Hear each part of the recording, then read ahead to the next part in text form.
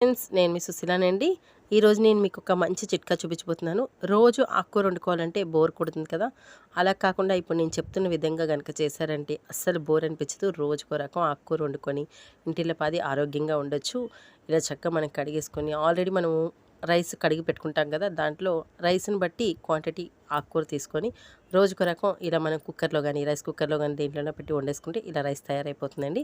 ఈరోజైతే నేను ఇగో ఆకుకూర రైసు, అలాగే పప్పు ఆకుకూర, ఇంకా ఎర్ర రవ్వ రైసు, మాగాయి, గుమ్మడికాయ వడియాలు, పెరుగు మిరపకాయలు చేశానండి. దానికి నెయ్యి కొద్దిగా.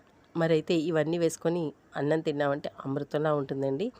ఫస్ట్ మనం ఏం తిన్నా ఆవకాయ తినడం ఆంధ్ర వాళ్ళకి అలవాటు కాబట్టి నేనైతే కాస్త ఆవకాయ వేసుకొని తినేసాను. దీనిలో కాస్త పప్పు, నెయ్యి కూడా వేసుకుంటున్నానండి. నెయ్యి లేకపోతే పప్పు తినాలనిపించదు కదా! మరైతే ఇది మీరు కూడా ట్రై చేసి చూడండి. ఎలా ఉందో కామెంట్ రూపంలో తెలియచేయండి. మరి నా వీడియో కనుక నచ్చితే లైక్ చేయండి.